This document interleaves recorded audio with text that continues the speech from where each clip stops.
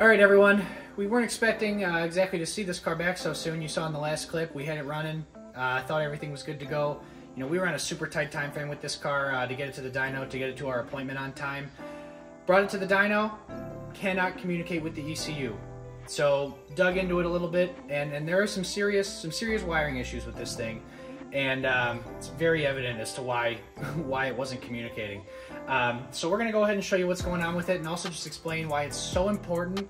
Proper wiring is so important, and if you get it wrong, it can totally derail your build. So we're gonna go into it and show you just a little bit about what's going on with this thing. There's a couple things we have to address that we've already started working on, that Bill's taking care of, and there's one thing we're gonna take out that's actually, you could argue that it's almost a little dangerous that it's installed on this. So we're gonna go ahead and show you what's going on with this thing and what we're gonna have to do to fix it. All right, well, we're back to the spaghetti mess down here underneath the dash. Somebody, the customer that had this didn't know, what was going on with it. Somebody else tried to put a remote OBD2 port in there, so instead of having to reach under the bottom of the dash and plug it in, like if you got one of those portable tuners and stuff like that, they wanted to do it off the dash over here. Well, unfortunately, it created a mess. We got some still pictures that we're going to put in here, but as you can see back up here in this connector, all those wires are cut. We still got to go back and put heat shrink and stuff like that around them. And I had to go in and rewire this and repin it. It wasn't pinned right. We were getting no communication with the PCM. Tuner was trying to tune the car. Well, if he can't get communication with the PCM, he can't tune it. He can't see what the car's doing. So it got rejected back to us.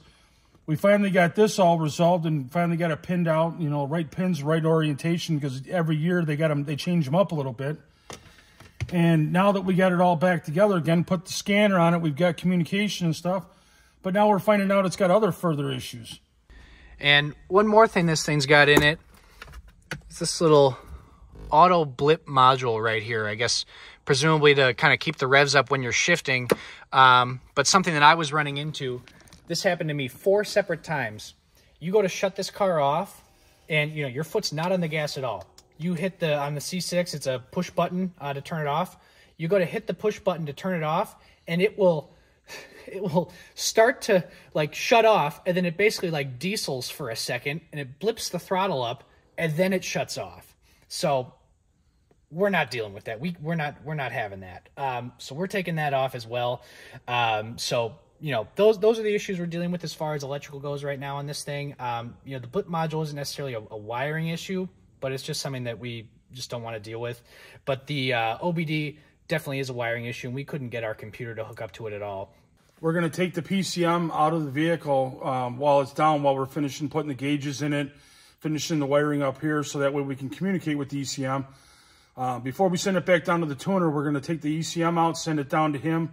He's going to put a baseline tune in there for the mods that we have on the vehicle, so we don't foul out the plugs, sending it back down to the tuner again. Because the last thing we want is to drive this thing back down there with the fouled out plugs, and he tries to tune it and it doesn't tune right. Now we're back to where we were before. So we're just going to, while it's down, we got it back. It already failed once. We can't afford to have it fail again because of something, minuscule. So now we're going through this thing. We didn't know much about it other than we were putting a blower in the car. Now we're finding all the other problems. So yes, just like we say, one and done. We're going through this car top to bottom, inside and out and backwards. We did find some structural stuff that wasn't tight up front. We went and solved all that. So next step is taking the ECU out and then hopefully put it back together again, and then we'll get it back down to dyno, and then we'll see where it goes from there. Always something, right? Oh, yeah, it's always something. If it was easy, everybody would do this. It's not easy, but that's why me and Jack do it.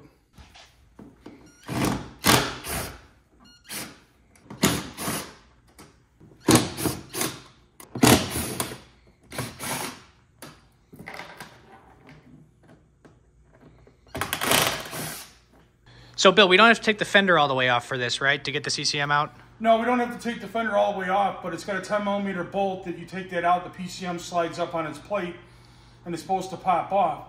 Well, with the tightness of the fenders here, there's not enough room for it to come out like it needs to pop out of the clips. So we unloosen the fender a little bit. Back here, we're just going to put a block of wood as a wedge in there. brings it out a couple inches. That's all the room that we need to get the PCM out. So trying to show you this a little bit here, that's the PCM up there that black plug is plugged into. That's what we need to get out.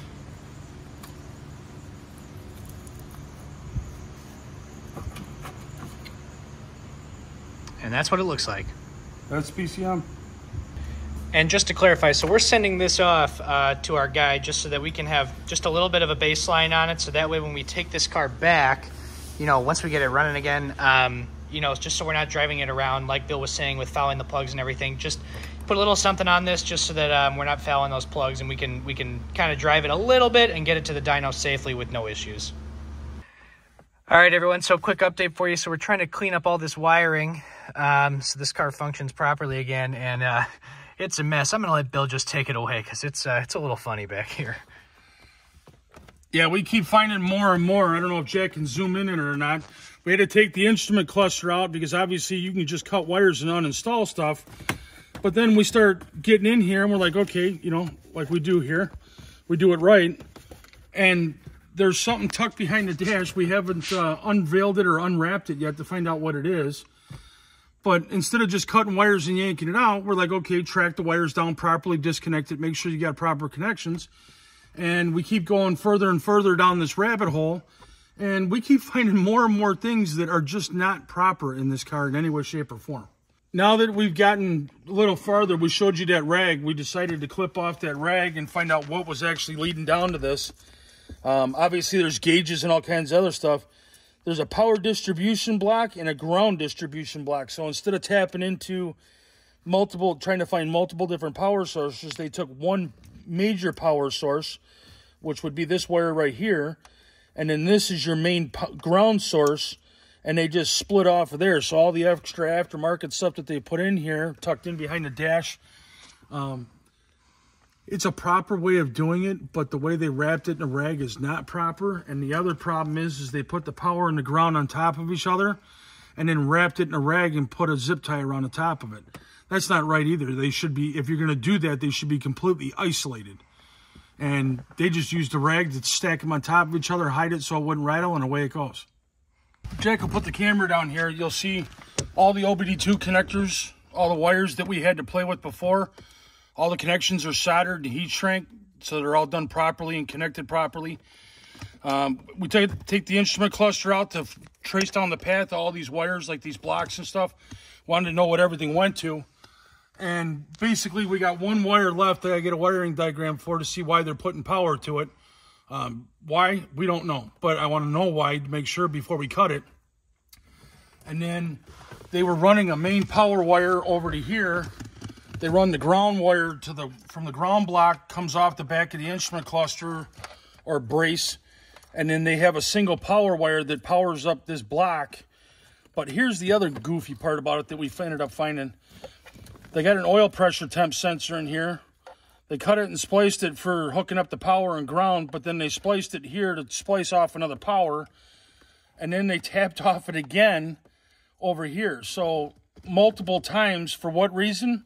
That doesn't make any sense. I mean, I get the butt connectors, and, you know, it's a way to do it. But why wouldn't there be a little bit more engineering instead of just throwing all this wiring in this car and be like, it's tucked behind the dash, we ain't got to worry about it. Yeah, you don't do that. We don't do that. We are going to go through, fix all this stuff. We took the blip tuner out of it so the accelerator pedal won't burp anymore. When we're done, this will all be back the way it needs to be. It'll be done properly. It'll be wired properly. It's not going to be some spaghetti mess just tucked up underneath the dash, hidden with a bunch of zip ties. Yeah, and for everyone else, if you ever need to insulate something, don't use a rag. Yeah, don't use a microfiber to wrap up a power and a ground and then stack them on top of each other. That's just asking for trouble. Plus, what's going to happen if this thing catches fire?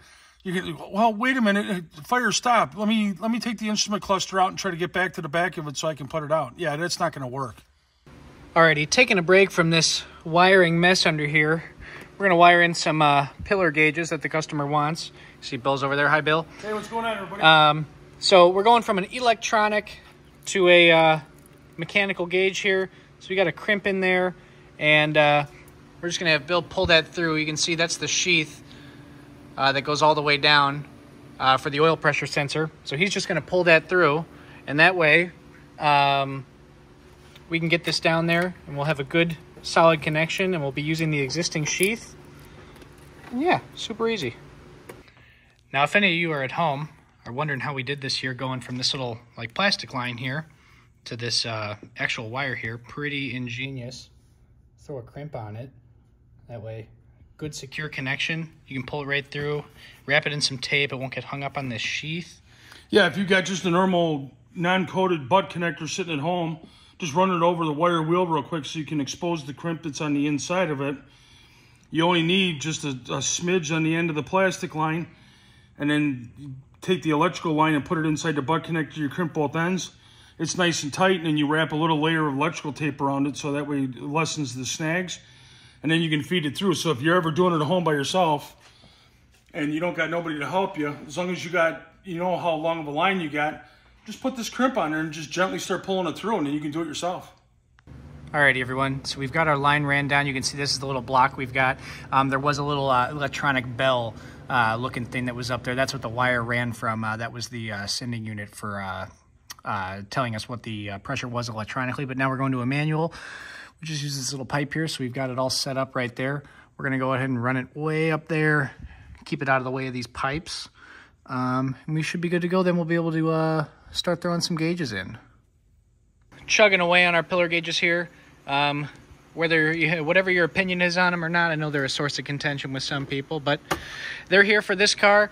You can see we had to take a couple pieces of trim off here, so that way once we have the gauges kind of where we want them, we can go ahead and run the lines back behind here and into the cabin. Let me see, like you can sort of see way down in there how they ran, and that way we'll be able to throw a we'll be able to throw a junction on the end of this, so that way if you ever have to disconnect it, you don't got to pull the whole stack to do that.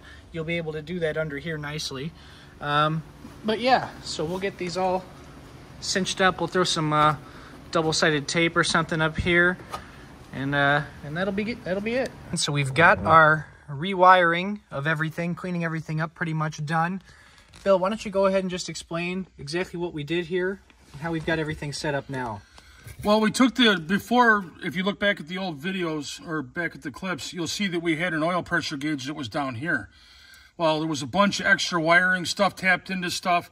We did decide to reuse these power blocks, but we're going to isolate them a little differently, the way they're properly supposed to be done.